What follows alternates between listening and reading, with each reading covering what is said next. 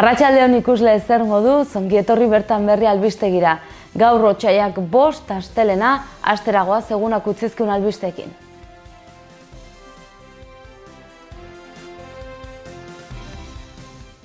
Nafarroako ahalduguk dio hautetsiak ezin direla bereganatu talde parlamentarioaz. Alderdiak krisian dela bildu da hiritar kontseilua.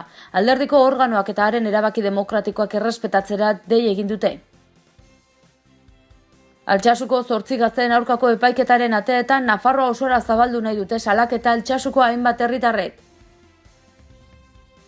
Etako biktimen Nafarroko elkarteak barkamen eskatzeko exijitu dio terrorismoaren biktimen elkarteko presidenteari horrek esandako gezur eta errespetu faltagatik.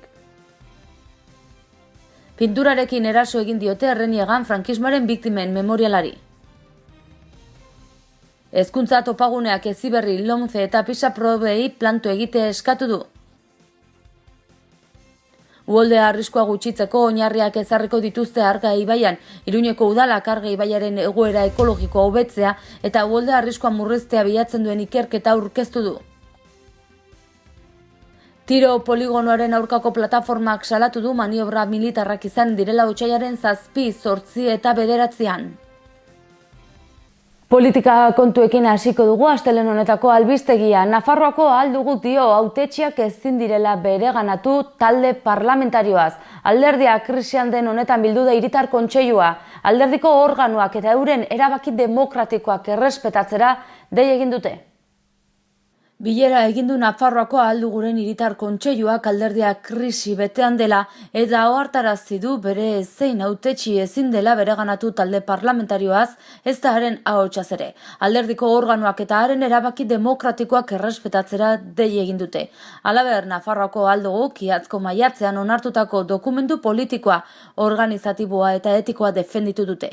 Batzarrean izan da Eduardo Santos herrialdeko idazkari nagusia.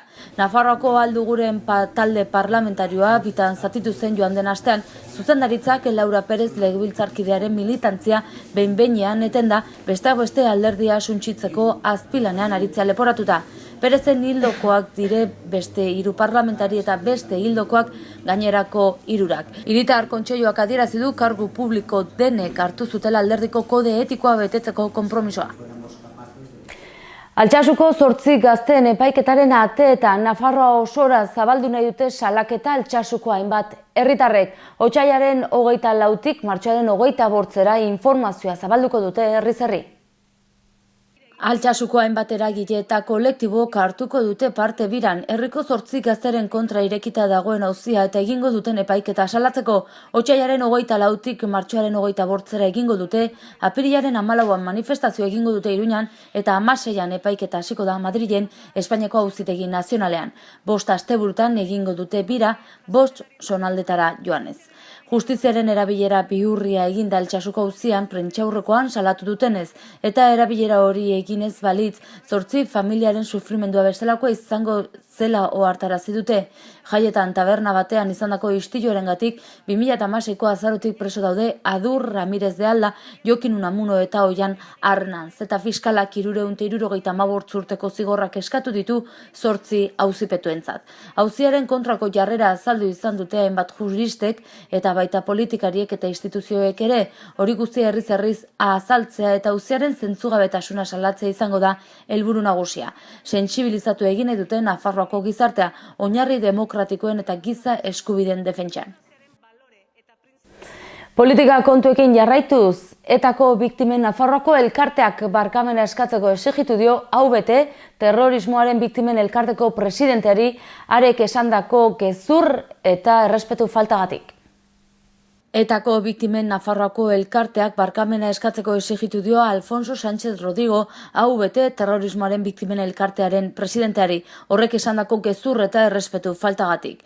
Sánchez Rodrigo esan zuen Nafarroako foru erkidegoan biktimen erabilpen alderdikoia egin ohi dela eta deitoratu zuen alderdi bati edo besteari gaientzeko hainbat oraindik hildakoekin iskanbilan ari direla. Etako biktimen Nafarroako elkartea sortze prozesuan dabil eta larunbat honetan barne bilera egin dute Iruñako Iruña Park hotelean. Prentsaurrekoan jakinarazi dutenez, etako atentatuengatik hildako eta zauritutako 50 familiak ordezkatzen dituen 120 bazkide dituzte dagoeneko. Larunbat honetako bileran besteak beste, Maria Caballero Iruñako udalean UPN-eko zinegotzia izan da. Carmen Imazek, 1977ko azaroaren 26an etak hildako Joaquin Imazen alabak agiria irakurri du elkartearen izenean eta adierazi duenez, inoiz ez dira izan edo izango alderdi baten edo bestearen mesedetara. Pinturarekin eraso egin diote Errenegan frankismoaren biktimen memorialari. Memorial hau azaroan inauguratu zuten eta pintura hori eta gorri zikinduta agertu da.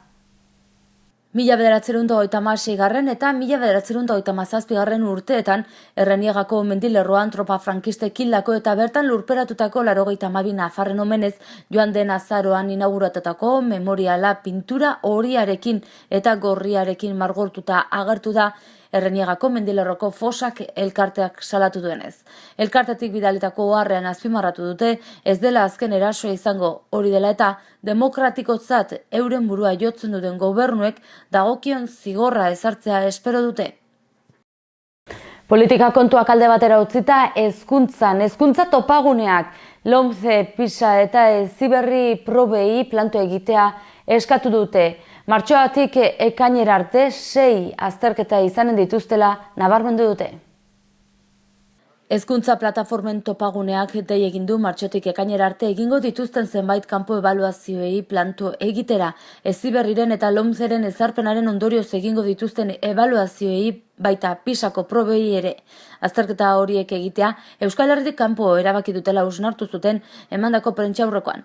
Salatu dute proba horiek ez dituztela kontuan hartzen ikastetxeen eta ikasleen errealitatea. Martxoaren 8 ekainera arte 6 kanpo azterketa egongo direla ezagutarazi dute.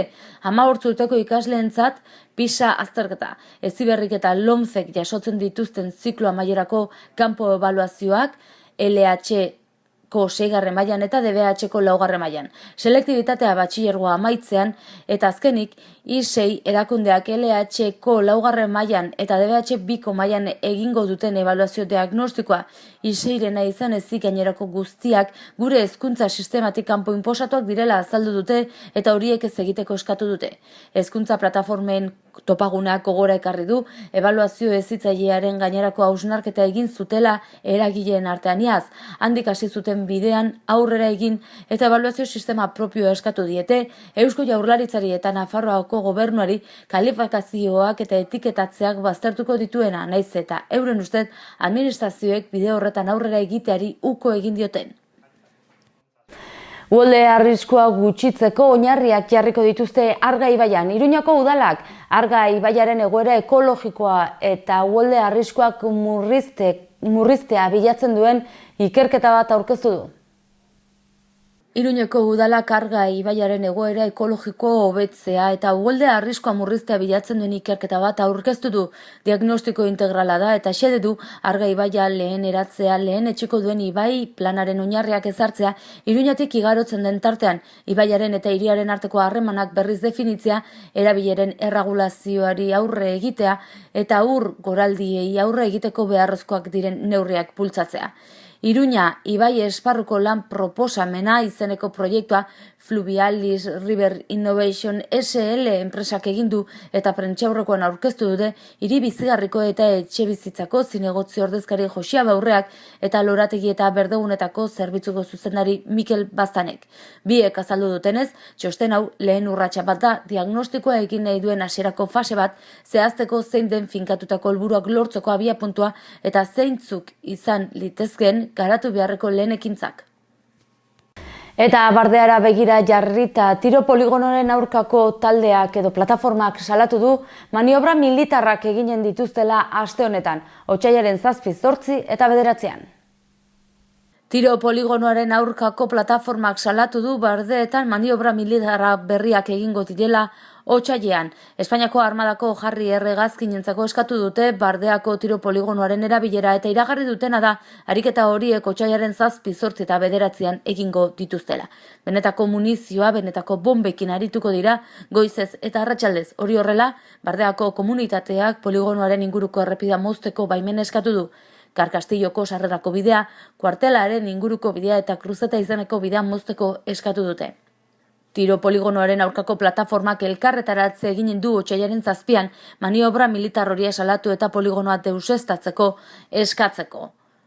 Otsailean protestak eginen dituzte ere Iruñan eta Tuteran. Lehenengoan, Espainiak Nafarroan duen ordezkaritzaren parean eginen dute arratsaldeko 7:30. Elkarretaratzea izanen da. Bigarrena aldiz Tuteran eginen dute eta hau kalejira antimilitarista gisa eginen dute. Bardeako komunitatearen egoitzatik hasita. Ez poligonorik, ez da maniobrarik ere, herriak erabakiko iburuarekin eginen dituzte protestak. Euria eta hotza gurean goazen orain eguraldiaren iragarpena zein den ikustera.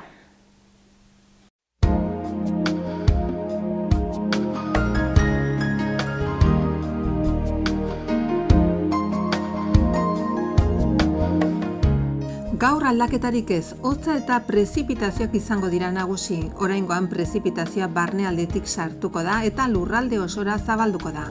Oro har, prezipitazio txikia izango da, baina tarteka zaparrada mardulagoak bota ditzake. Elur maila 600-800 metro inguruan egongo da, baina jaisten joango da azken orduetan 200-400 metro inguruan geratu arte. Iparraldeko haizea ibiliko da eta hotz egingo du. Barnealdean izotz txiki egingo du handiagoa mendi inguruetan. Asteartean hotz egingo du eta elurra maila baxuetan espero da. Prezipitazioekin jarraituko dugu asteartean orokorrean txikia, baina elur moduan egingo du lurraldeko toki askotan. Elur maila 200-400 metro inguruan egongo baita egun osoan. Iparraldeko haizea ibiliko da eta temperatura astelenekoa baino pare bat gradu apalagoa izango da. Otsailak 5 astelena goazen egunak utzizkigun albisteen errepasoa egitera titularrekin.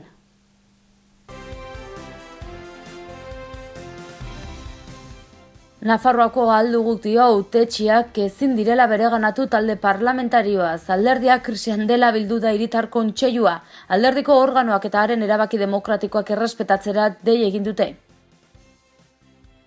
Altsasuko 8 gazteen aurkako epaiketaren ateetan Nafarroa osora zabaldu nahi dute salaketa Altsasuko hainbat herritarrek. Etako biktimen Nafarroko elkarteak barkamen eskatzeko exijitu dio terrorismoaren biktimen elkarteko presidenteari horrek esandako gezur eta errespetu faltagatik. Pinturarekin eraso egin diote Erreniegan frankismoaren biktimen memorialari.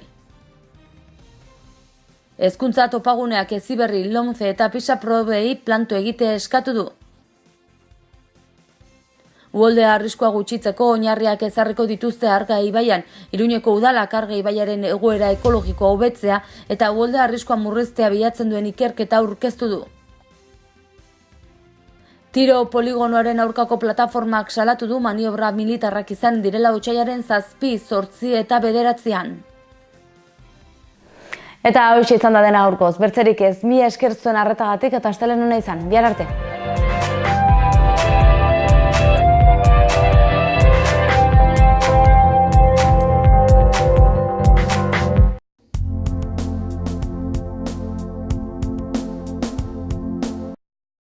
Errenta aitorpena. Hasi da aurrez aurre errenta aitorpena egiteko epea. Ekainaren 23 bitartean arretarako guneetan aurkez dezakezu ala aurrez hitzordua eskatuta Nafarroako ogasuneko bulegoetan. Orain gainera, zeure ekarpenak zehazki nora joanen diren ikus dezakezu aurrekontua.nafarroa.eus gunean sartuta. Ekarpenez eraikitako etorkizuna. Nafarroako gobernua. Gobierno de Navarra. Gorritxon atsedenerako sistema hoberenak eta loaldi egoki batendako beharrezkoak diren produktuak aurkituko dituzu. 40 urte daramatzagu punta-puntako materialak eta marka hoberenak bezeroaren eskura jartzen. Deskansatzeko sistemetan aditua gara, sofak, koltsoiak, somierrak. Hurbildu eta eskuzabali jasoko zaitugu. Iruña, Gorritxo. Erratzun kanpin baztan oporretan deskansatzeko eta ongi pasatzeko 4 izarretako kanpina. Ingurune zoragarrian eta lasaian. Hondarribi eta Donibane Loitzuneko hondartzetatik 3 ordu laurden eskasera, baztan kanpina. 100 metro kuadroko 150 partzel esiak eta itzalarekin, argindarra eta ura zornitutakoak. Heldu eta umentzako 2 igerileku, jolastoki, ostatu, jatetxe, supermerkatu, padel pista, squash, petaka eta ping-pong. Mediku zerbitzu 150 metrotara erratzu herrian bertan. Erratzun baztango bihotzean baztan kanpina.